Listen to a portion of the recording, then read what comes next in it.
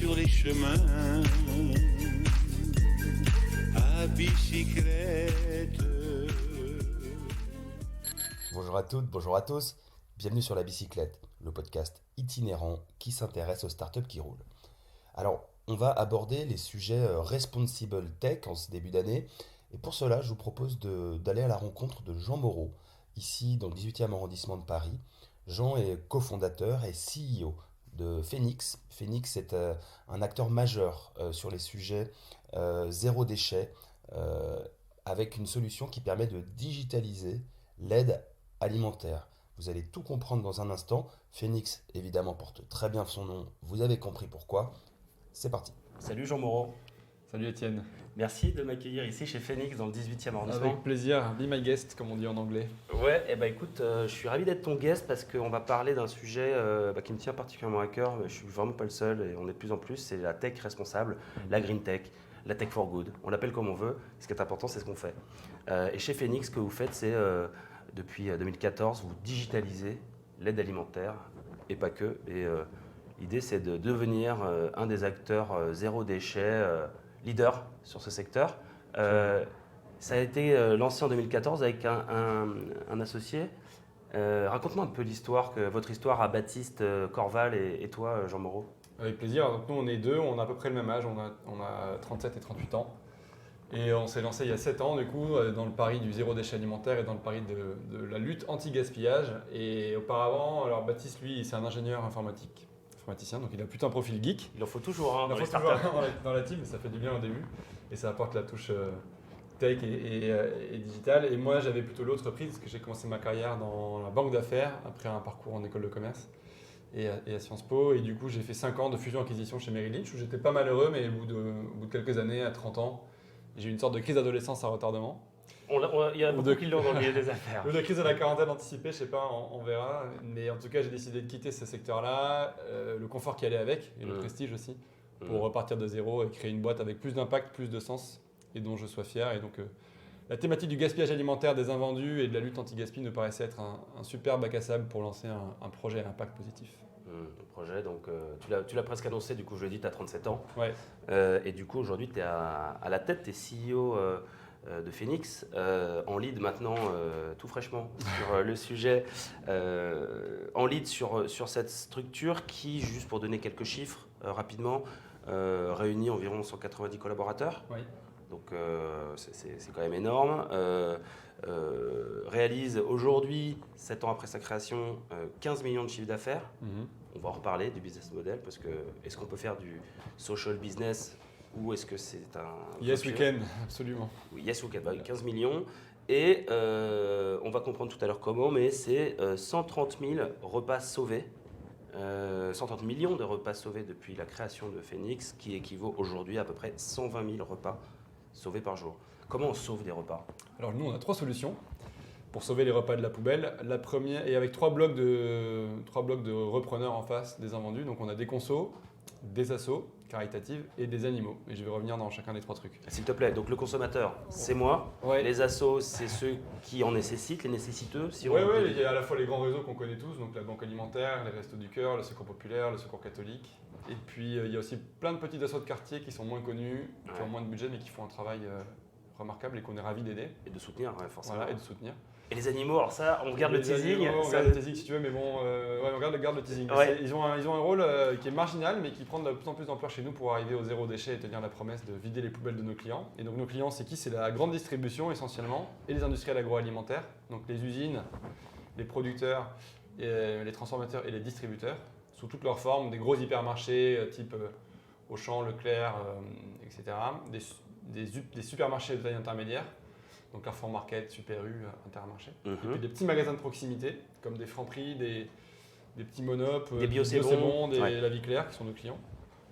Franprix aussi, en pionnier. Donc voilà, ces gens-là, ils ont quoi ? Ils ont des invendus, c'est-à-dire des produits qui sont en fin de vie, qui touchent quasiment la date de péremption, qui arrivent à J-2, J-1 ou J0 par rapport à la date fatale. Et auparavant, ces produits, qu'est-ce qui leur arrivait ? Très souvent, ils étaient sortis des rayons pour respecter la charte fraîcheur interne, et puis ils étaient mis directement dans la poubelle, avec un peu d'eau de javel ou du desktop pour pas qu'il y ait de glanage dans les poubelles. Chiffres, Je t'interromps, Je t'en Jean. prie, Tu vas-y. m'avais dit que j'avais le droit de t'interrompre. Du coup, en chiffres, on aime bien les chiffres à la bicyclette. Il y a un tiers au global des produits qu'on retrouve dans ces rayons qui sont invendus. Ouais. C'est colossal, un tiers. Dont 40% finissent à la poubelle chez le consommateur. Alors, pour être plus précisément, en fait, dans la grande distribution, c'est plutôt 1,5 à 3% des produits qui sont jamais vendus. Ok, donc c'est pas Par trop. contre, le tiers, c'est sur toute la chaîne de valeur alimentaire, ce qu'on dit du champ à l'assiette, Ok, ou de la fourche à la fourchette. Et là-dessus, pour le coup, un tiers de ce qui est produit n'est jamais consommé et finit à différents maillons de la chaîne en destruction ou en perte pure. Donc c'est à ça qu'on s'est attaqué. Et dans la distribution, pour le coup, c'est 1,5 à 3% du chiffre d'affaires annuel qui part à la casse. un gros sujet quoi. Un Un gros gros sujet. sujet quand on sait que tout cumulé en chiffres, ça fait 2 milliards Ouais. d'euros Ouais, c'est à peu près ça l'ordre de grandeur. d'équivalent Parce que, produit balancé par an. ouais, parce que la grande distribution fait en volume à peu près 100-120 milliards de chiffres annuels. Et donc, on est Donc sur... avec un chiffre d'affaires à 15 millions d'euros, vous avez de la marge encore si le, Ouais, absolument. On si a le marché c'est 2 milliards. hein. Bah, c'est pour ça qu'on a trouvé des financeurs, des investisseurs, c'est parce qu'ils pensent qu'on est qu'au début de la vague de l'anti-gaspillage. Et aujourd'hui, on a 1000 magasins sous contrat, mais tu vois, il y en a 22 000 en France, Ouais. sans compter les usines, les points de production, les PME, etc. Donc on a fait une bonne partie du chemin, mais il nous reste encore une tonne de clients à les conquérir. Donc tu as vu, j'étais un peu sorti de tes rails parce on en était sur le consommateur. Ouais. Après, il y a les associations. Alors, pardon, ouais, sur le conso, donc ce que j'ai pas dit, c'est qu'est-ce qu'on fait pour le conso qui veut s'engager contre le gaspillage avec nous. On leur propose de racheter les invendus à prix cassé sur une appli mobile. Qui est en home sur votre site en ce moment. Ouais. C'est une application Phoenix, Phenix, vous pouvez tous télécharger. Ouais. Et donc, ça permet quoi? Ça permet de racheter en tant que consommateur à 5 € un panier d'invendus qui en vaut plutôt autour de 15 en valeur faciale, en rayon. Mhm. Sauf que la seule contrainte, c'est que c'est de la date courte, donc c'est du J-1 ou du J0. Et c'est des paniers surprises avec les invendus du magasin ou de la pâtisserie ou de la boulangerie du jour. Ok. Et ça, c'est le conso. L'autre solution pour lui, c'est qu'il aille en magasin. Et là, on a un réseau de magasins physiques qui s'appelle les épiceries Nous Anti-Gaspi, NOUS. On a une douzaine de magasins, 2 à Paris et le reste dans l'ouest de la France, qui font de l'achat-revente de produits moches. Ça, c'est pour la partie conso. Ensuite, après les consos, ce qui n'a pas été racheté. Alors, attends, du coup, je reviens très rapidement. Les magasins, Ouais. donc le nom c'est Nous Anti-Gaspi. Nous Anti-Gaspi. Oh. Il y en a 12 en France, il y en a à Paris. Il y en a un à Paris 14e, en face de Montparnasse. Et il y en a un D'accord. autre dans le 19e, vers la place des Fêtes. Et bientôt un ici, vers les bureaux de Phoenix, vers la place de Clichy, dans le 17e. Ok, merci. Non, je précisais parce que je C'est bien, pense que c'est tout le bien. monde va se ruer dessus. Ouais, je leur souhaite. Ok, alors du coup, là, c'est bon sur le consommateur, on passe à l'assaut ou tu avais un autre truc à dire? Non, le consommateur, pour l'instant, on est à 1,5 million de téléchargements sur l'appli. Ouais, Et on espère qu'avec le podcast, on va passer la barre des 2 millions rapidement. facile. Facile. Alors les assos. Les assos, ben là, c'est ce que je disais tout à l'heure. Nous, qu'est-ce qu'on fait? On n'a pas inventé cette pratique. On a une posture d'humilité parce que les Restos du Cœur, Coluche ou la Banque Alimentaire ne nous ont pas attendus pour venir en magasin récupérer les palettes d'invendus. Par contre, nous, qu'est-ce qu'on a fait? On a digitalisé cette pratique-là et surtout, on l'a généralisée, on l'a rendue plus fluide et plus professionnelle. Et on a fait en sorte que ça devienne un peu la norme, là où auparavant, c'était fait de façon assez artisanale. Et donc, on a fait ça. On a processisé, si c'est un terme un peu sale, mais Rationalisé, on a rationalisé et généralisé le don des invendus par palette entière ou par camion entier à l'aide alimentaire à travers une plateforme numérique qui, si je caricature, est une sorte de vente privée du B2B, où en gros le chef d'entrepôt Leclerc ou le chef de rayon Carrefour scanne ses invendus, il va dire salut, aujourd'hui j'ai 2 palettes de briques de lait qui sont à J-2 ou J-1, je ne vais pas les vendre. Et donc je les propose et la plateforme Phoenix envoie une notification à toutes les assos du coin qui disent est-ce que ça vous intéresse, oui, non. D'accord. Si oui, je passe les récupérer demain à telle heure, à tel endroit. Ah ouais, De façon à ce que tu vois, tout soit. une plateforme de service du coup. Ouais, c'est une plateforme de service pour vraiment fluidifier l'aide alimentaire et faire en sorte que le don soit aussi facile que de tout mettre à la poubelle. Et puis en plus, il faut que ça aille vite parce qu'on est quand même sur des DLC qui sont Bah, c'est courts, ouais, donc faut... c'est tout l'intérêt de la tech et du digital, c'est comme on est sur de l'alimentaire, c'est le sous-jacent. On a au mieux 24 heures, parfois 48 heures pour replacer les produits. Et donc il faut que l'info se diffuse vite, il faut que les gens soient réactifs. Donc d'où l'intérêt de la tech, ce qui est moins vrai sur la partie non alimentaire. Donc tu as plus de temps pour stocker, trouver un bon repreneur, mais sur l'alimentaire. Et surtout, la magie de la chose, c'est qu'il y a un modèle économique derrière. On pourrait croire, vu qu'on a cité le monde associatif, les ONG, que c'est un business désintéressé. Or, précisément, on est fiers du contraire. C'est qu'on a trouvé un modèle économique sur ce pilier-là, qui fait qu'on est à mi-chemin entre une boîte traditionnelle et une ONG désintéressée. Et le modèle économique, c'est lequel? C'est qu'on prend une commission sur les volumes qui transitent par Phoenix. Donc en gros, si je suis mon fameux chef de rayon Carrefour et que j'ai 1 000 € de beurre ou de biscuits que je ne vais pas valoriser, parce que j'arrive en fin de parcours. Ce produit, je l'ai payé auprès d'un fournisseur, je l'ai payé 1 000 €. Et si je dois le détruire, je vais payer un coût de destruction qui est de l'ordre de 120 € à peu près par tonne de produit. C'est la facture que vont envoyer les prestataires de déchets traditionnels pour le mettre Et là, on arrive dans le camion poubelle. au centre de l'histoire. Là, c'est le modèle économique de Phoenix, c'est là que la magie opère, c'est-à-dire qu'en fait, aujourd'hui, donc, il y a une double peine. Non seulement il perd les 1 000 € qu'il a décaissés auprès de son fournisseur, Et il paye pour les et en détruire. plus, il paye, donc c'est doublement absurde. Et grâce à nous, première chose, c'est qu'il ne paye pas pour détruire, parce que les produits sont sortis de la poubelle et qu'il est donné à des restos. Qui viennent d'ailleurs eux-mêmes les récupérer. Voilà, dans donc en fait, l'entrepôt. il fait de l'économie de coût, Ouais. 120 € par tonne à peu près. Et en plus, cerise sur le gâteau, il récupère une réduction d'impôt de l'ordre de 60% de la valeur du produit. Donc sur 1 000 € de produit, l'enseigne va récupérer 600 €. Parce que ça récompense un geste de solidarité et une bonne pratique de mécénat en nature. Donc c'est la loi Coluche qui date des années 80. La loi Coluche. Que vous connaissez sans doute sur la C'est partie... pas une blague. Non, non, non. Vous la connaissez sans doute sur la partie don en numéraire, c'est-à-dire que si toi tu donnes 100 € au Téléthon, Oui. en fin d'année tu peux sortir de ton impôt sur le revenu Quasiment l'équivalent. ou 75% pour un Ouais. particulier. Ouais. Ça a été étendu aux boîtes, c'est moins connu, et c'est Mhm. pas 75, c'est 60%, mais c'est le même principe. Défiscalisation de la solidarité. Ah ouais, super. Et donc nous on prend une commission là-dessus, les produits sont gratuits pour les assos, mais bon, du coup tout le monde est content, win-win-win, ouais. le magasin récupère une partie de sa Très valeur, joli. l'asso récupère plus de produits gratuitement, et nous au passage on prend une commission pour organiser tout ça, donc C'est normal. tout le monde est gagnant. Bravo. Les animaux, on en Alors parle. là, on arrive à la fin du cycle, tu vois, après les consos et les assos, ce qui n'a été ni racheté par les consos sur l'appli, ni donné à des assos en redistribution aux plus démunis, c'est proposé à quoi? À une ferme, à un centre équestre, à la SPA du coin, à un parc animalier, à la porcherie. Et on parle de quels produits? On parle des fruits et légumes en voie de putréfaction. On parle du rayon boulangerie-pâtisserie d'un Leclerc où Le pain est en dur. fin de journée le pain est dur, donc il est plus consommable par quelqu'un, par un être humain, mais par contre il sera ravi de nourrir un cheval ou un élevage de cochons. Et donc on essaie de faire ça pour qu'à la fin de la journée, comme je l'ai dit et comme tu l'as rappelé, on atteigne le Graal pour nous, qui est le ZDA, le zéro déchet alimentaire. Et on est en train d'essayer d'en faire un label au niveau français pour que les premiers magasins ZDA soient reconnus comme exemplaires dans la démarche circulaire. Eh ben bravo, c'est très complet, super riche et la boucle est bouclée d'une certaine manière grâce à nos animaux chéris. Alors, le business, tu as donné des éléments importants de chiffre d'affaires, de la manière dont vous vous rémunérez, mais en amont, il y a de l'investissement, des gens qui croient en vous, qui croient au projet, qui Ouais. mettent des billes sur la table, ça se passe comment? Alors nous, le premier truc, c'est qu'on est fiers de ne pas avoir mis la charrue avant les bœufs. Donc, quand on a commencé avec Baptiste, on est parti avec 1 000 € de capital, 500 € chacun. Donc ça, c'est un conseil que je donne aux entrepreneurs.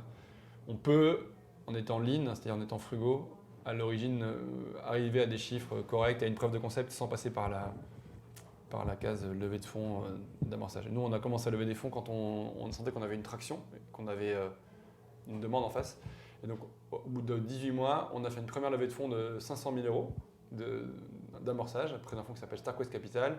Un an plus tard, on a levé 2,2 millions pour essaimer géographiquement et pour planter Phoenix, non plus juste à Paris, mais aussi à Rennes, à Lyon, à Toulouse, à Bordeaux et à Strasbourg et Lille. Et après, il y a 2 ans maintenant, fin 2018, on a fait un gros tour de table de plus de 15 millions d'euros pour accélérer à l'étranger, lancer l'application et prendre le marché au niveau européen.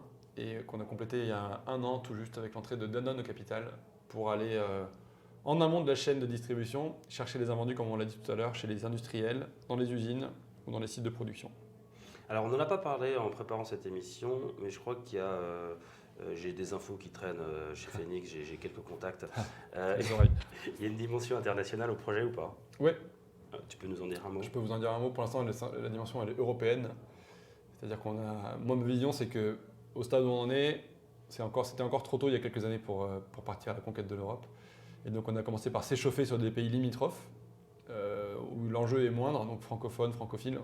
Donc, on a fait l'Espagne, le Portugal, et là, on vient d'ouvrir la Belgique et l'Italie. Et on se réserve les gros morceaux de l'Europe, c'est-à-dire notamment le UK et l'Allemagne, pour l'étape d'après, quand on aura déjà réussi les pays dont je viens de parler. Et ensuite, le gros du truc, ça sera en 2022 sans doute. Sur les mêmes briques.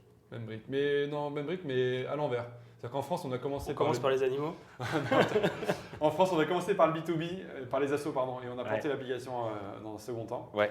Et en fait, pour plein de raisons, on va faire l'inverse dans les pays européens. On commence par les briques B2C, qui sera notre cheval de Troie. Et derrière, on ira raccrocher les wagons avec les solutions plus B2B. Donc c'est marrant de voir la stratégie s'ajuster au fil du temps, mais c'est important. Ouais, puis, Pas faire du copier-coller brutal, mais d'avoir une analyse un peu plus fine des marchés et des géographies.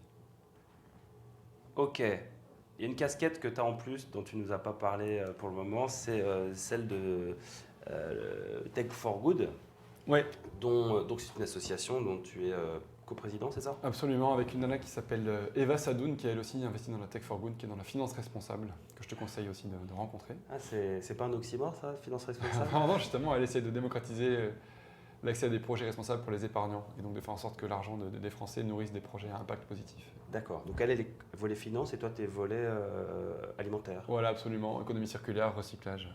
Et à vous Yes. deux, vous couvrez tout le scope ou quoi? Non, pas tout, mais non, parce que donc la Tech for Good, c'est quoi? Et c'est quoi l'association Tech for Good France qu'on co-préside? C'est une association qui milite pour diffuser ce nouveau mode d'entrepreneuriat. Donc ça veut dire quoi? Ça veut dire mettre la technologie au service du bien commun et des objectifs de développement durable. Et c'est en gros une vision selon laquelle la mission d'une boîte, c'est pas seulement de faire du chiffre d'affaires, de créer de l'emploi, de faire de l'hypercroissance et d'aller vers un exit, une revente et d'enrichir le fondateur. Mais c'est encore plus riche comme aventure quand tu peux servir une cause d'intérêt général, résoudre un problème de société. Et je pense que la tech et le digital sont des leviers hyper puissants pour démultiplier l'impact de solutions. Et donc nous, on milite pour ça. Et donc on a 3 piliers d'action. Déjà, on réunit les investisseurs et les financeurs de la Tech for Good pour que l'écosystème monte en compétences et qu'il se mette au niveau de la French Tech traditionnelle. Et donc il y a 3 piliers: fédérer, faire grandir et faire rayonner. Donc fédérer, c'est qu'on se connaisse tous et que toutes les boîtes à impact positif puissent réseauter. Faire grandir, c'est du mentorat, du coaching et que les plus avancés puissent prendre par la main les plus jeunes et susciter des vocations. Et faire rayonner, c'est du plaidoyer. Donc faire en sorte que de plus en plus de financements publics, parapublics de la BPI soient fléchés vers la green tech, vers la clean tech, vers la tech for good, vers tous ces sujets-là. Et un peu moins vers les grosses startups traditionnelles qui sont sous le feu des projecteurs et qu'on connaît tous. Qu'on ne citera pas. Et voilà, et puis un volet plaidoyer, un volet communication, mise en lumière et crédibilisation de l'écosystème, parce que je pense qu'un des freins aujourd'hui, c'est que très souvent, quand tu racontes l'histoire Phoenix, ou celle de nos concurrents, ou d'autres belles histoires comme Back Market ou d'autres dans la tech for good, on a un déficit de crédibilité et les gens pensent tout de suite que tu es une asso, que tu es une ONG, que tu ne peux pas concilier business et impact, et qu'en fait non. Alors que nous, notre boulot, c'est de montrer que au contraire, c'est non seulement possible, mais souhaitable, et que c'est l'avenir, et que c'est le sens de l'histoire, et qu'on peut à la fois passer de 0 à 15 millions d'euros de chiffre d'affaires, créer 200 emplois, tout en sauvant de la poubelle des repas, en redistribuant des denrées à l'aide alimentaire, et que c'est pas incompatible, et qu'il n'y a aucune contradiction là-dedans. Et du coup, voilà, il faut mettre en valeur ces belles histoires, et c'est le rôle qu'on s'est donné chez Tech for Good France. Qu'est-ce qu'on peut souhaiter dans un avenir proche à l'équipe Phoenix? Nous, on veut créer la première licorne de l'impact.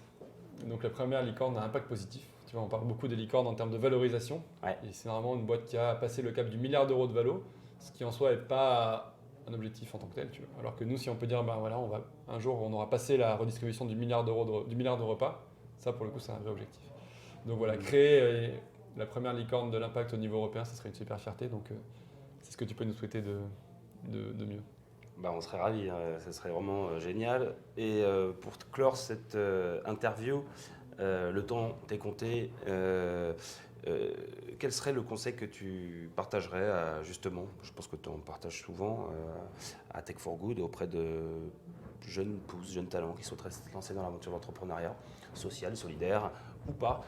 Quel est le conseil que tu transmettrais à cette personne? Mais alors moi j'en donnerais 3. Le premier, c'est que déjà il ne se trompe pas en se lançant dans les boîtes à impact, parce que c'est le sens de l'histoire, et qu'il y a plein de signaux qui me font dire qu'on est au début de la révolution de l'impact, qui sont les attentes des consommateurs, les attentes des travailleurs et des jeunes générations qui veulent mettre leur talent au service de causes un peu nobles et à impact positif. Et puis dans la finance aussi, je vois de plus en plus de fonds converger vers l'impact investing, la finance responsable, la finance verte. Donc les planètes s'alignent pour des projets comme ça, donc allez-y.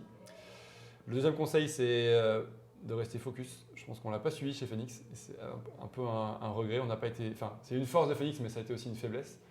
Vu que le champ du gaspillage était en friche, on a voulu faire à la fois du B2B, du B2C, une application, un réseau de magasins. Et du coup, c'est compliqué quand tu es manager de gérer comme ça plein de projets. Donc, à refaire, je prendrai un service, un produit, un marché et je foncerai tout droit. Et dernier conseil, c'est, je trouve, le plus dur, mais c'est de trouver la frontière entre l'entêtement, qui est plutôt un défaut, et la persévérance, qui est plutôt une qualité.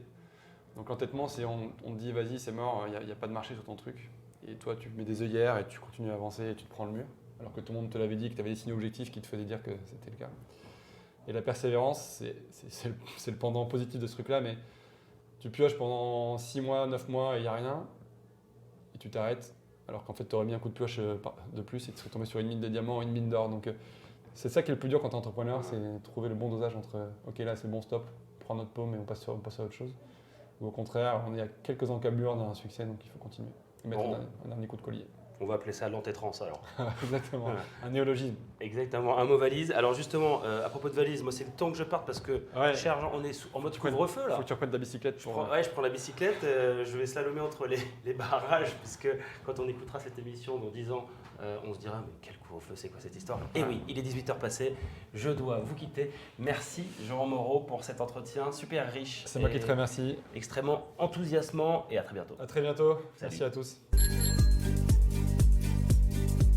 Quand on partait de bon matin, quand on partait sur les chemins, à bicyclette.